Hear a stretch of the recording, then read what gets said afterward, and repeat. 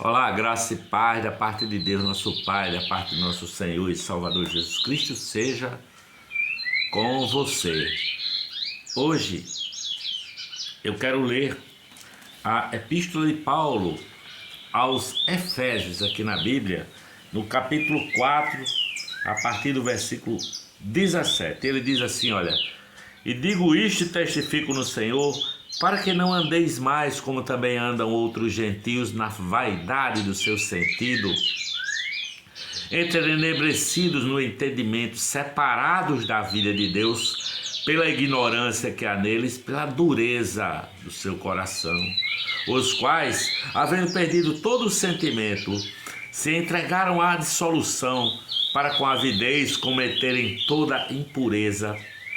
Mas vós não aprendestes assim a Cristo, se é que o tendes ouvido e nele fostes ensinados, como está a verdade em Jesus, que quanto ao trato passado, vos despojeis do velho homem, que se corrompe pelas concupiscências do engano, e vos renoveis no espírito do vosso sentido, e vos revistais do novo homem que, segundo Deus, é criado em verdadeira justiça e santidade. Pelo que? Deixai a mentira e falai a verdade, cada um com o seu próximo, porque somos membros uns dos outros. Irai-vos e não pequeis, não se ponha o sol sobre a vossa ira, não deis lugar ao diabo. Aquele que furtava, não furte mais. Antes trabalhe, fazendo o que é bom com as mãos, para que tenha o que repartir com quem tiver necessidade. Não saia da vossa boca nenhuma palavra torpe, mas só a que for boa para promover a edificação, para que dê graça aos que a ouvem, e não entristeçais o Espírito Santo de Deus, no qual estáis selados para o dia da redenção. Toda amargura, e ira, e cólera, e gritaria, e blasfêmias, e toda malícia, seja tirada de entre vós. Antes sede uns para com os outros, benignos, misericordiosos, perdoando-vos uns aos outros, assim como Deus os perdoou em Cristo. Sede, pois, imitadores de Deus como filhos amados, e andai em amor, como também Cristo vos entregou e a si mesmo, se entregou a si mesmo, Cristo vos amou e se entregou a si mesmo por nós em oferta e sacrifício a Deus em cheiro suave. Mas a prostituição e toda a impureza ou avareza nem ainda se fale entre vós, nem ainda se nomeie entre vós como convém a santos, nem torpezas, nem pavoices, nem chocarrices que não convém, mas antes ações de graças, porque bem sabeis isso, que nenhum fornicador ou impuro ou avarento, qual é idólatra, tem herança no reino de Cristo e de Deus. Ninguém vos engane com palavras vãs, porque por estas coisas vem a ira de Deus sobre os filhos da desobediência, sobre os filhos da desobediência, sobre os filhos dos que não andam, que andam na sua maneira de viver de qualquer maneira, se derrama a ira de Deus, é o que diz a palavra.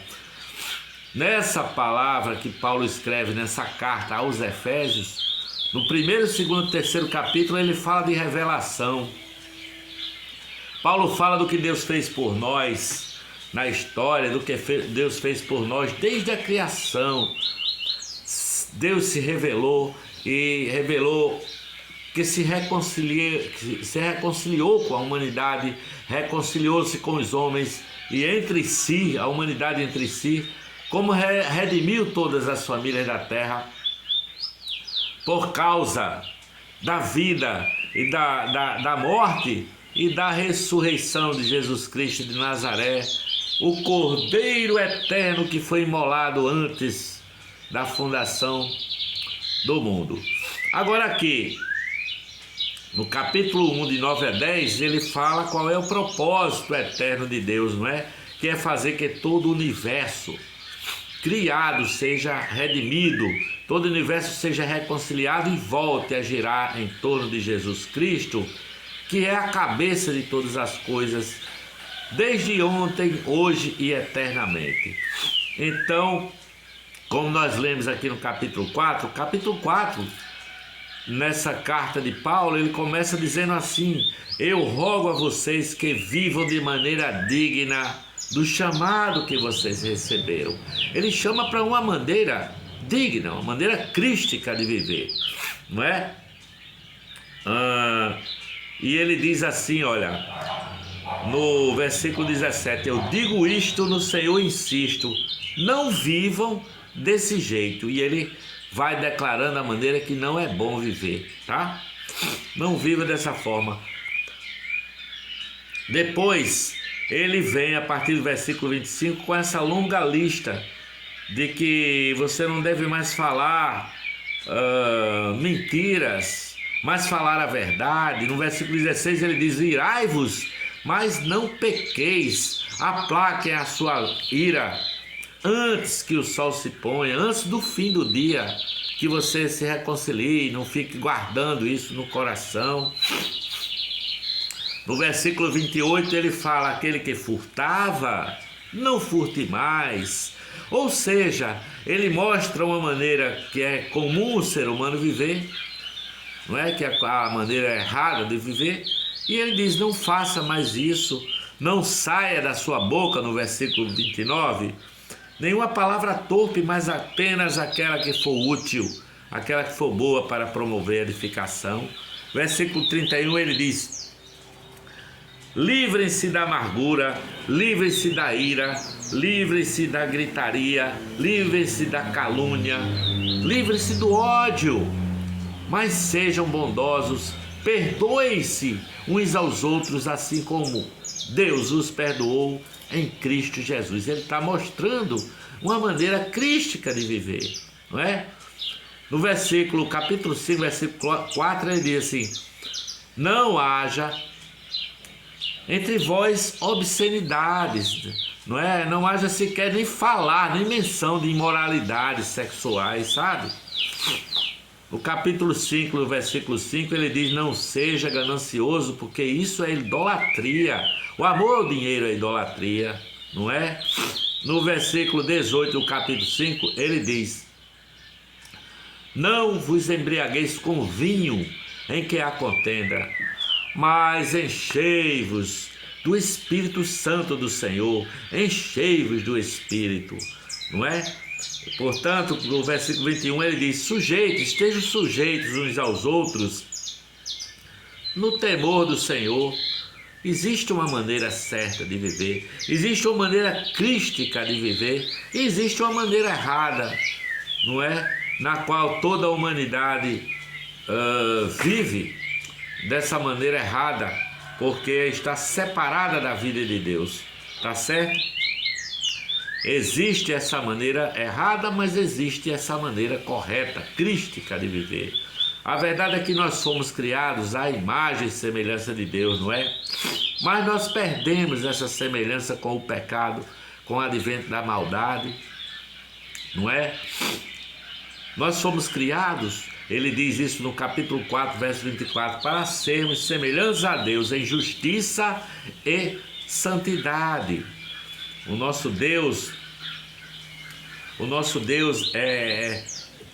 tem a sua revelação em Jesus Cristo de Nazaré, tem o seu caráter revelado, tem as suas vontades reveladas, os pensamentos de Deus estão revelados em Jesus de Nazaré.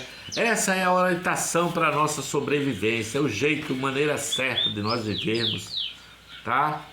Paulo diz aqui no versículo 17, aqueles que não receberam a revelação a respeito de Deus vivem de uma maneira vã, vivem na vacuidade dos seus pensamentos, andam na ignorância, na escuridão, andam obscurecidos no entendimento, não é? Obscurecidos no entendimento, desconhecendo a Deus. O caminho de Deus é o propósito de Deus para nós por causa da dureza do coração dos homens, da humanidade, na sua grande maioria, vive dessa forma, assim, na ignorância, na escuridão, nas trevas. E aí, diz a palavra que eles se entregam à depravação, não é? Sai cometendo com avidez toda espécie de impureza, tudo que é repulsivo, tudo que é escandaloso, tudo que é inadmissível. O ser humano tornou-se o seu próprio Deus, né? E acha que pode viver assim, de acordo com a sua própria vontade, separados de Deus. Aí, tem um texto que está aqui em Romanos, eu vou ler para você, capítulo 1, a partir do versículo 18, que é muito parecido com esse texto que nós lemos aqui em Efésios. E ele diz assim, olha, Romanos 1, verso 18 em diante: porque do céu se manifesta a ira de Deus sobre toda a impiedade e injustiça dos homens que detêm a verdade e a injustiça.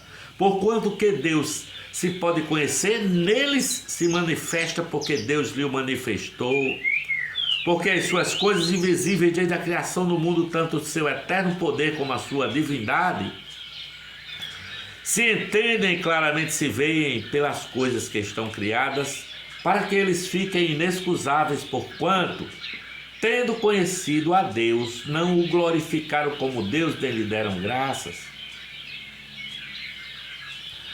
Em seus discursos, antes, se desvaneceram, o seu coração insensato se obscureceu, dizendo-se sábios, tornaram-se loucos e mudaram a glória do Deus incorruptível em semelhança da imagem de homem corruptível e de aves e de quadrúpedes e de répteis, pelo que Deus também os entregou às concupiscências do seu coração, à imundícia, para desonrarem o seu corpo entre si. E ele vai descrevendo, Paulo vai descrevendo que o homem se entregou a paixões infames e saiu mudando a sua vida, no contrário à natureza, não é? E é preciso que haja um novo nascimento.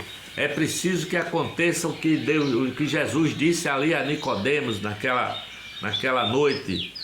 Não é? Olha, necessário vos é nascer de novo, porque você, Nicodemos, apesar de ser religioso, você ainda não experimentou um arrependimento das suas obras mais, uma mudança das nossas percepções.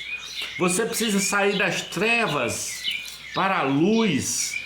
É preciso que haja essa transformação interior. É preciso que você vista uma roupa nova do seu entendimento, haja uma mudança de hábito e você se transforme num filho da luz. A palavra de Deus diz que Jesus é o caminho e a verdade e a vida. Aqui no texto que nós lemos de Efésios 4, do capítulo 20 ao 23, ele fala que nós precisamos ser renovados no nosso entendimento, expressando o rosto de Jesus Cristo em nós, a cara de Deus, a semelhança precisa ser revitalizada em nós, não é? E o encontro com Jesus Cristo de Nazaré é transformador para que a pessoa que se encontra e muda e experimenta esse novo nascimento, comece a dar bom fruto na vida, não é? Comece a viver do jeito crístico, o jeito correto de viver, porque este é o propósito eterno de Deus. E eu oro para que Jesus o encontre, para que você seja uma expressão de Deus aqui na terra, para a honra e a glória de Deus e para o nosso próprio bem. Eu digo amém, amém e glória a Deus.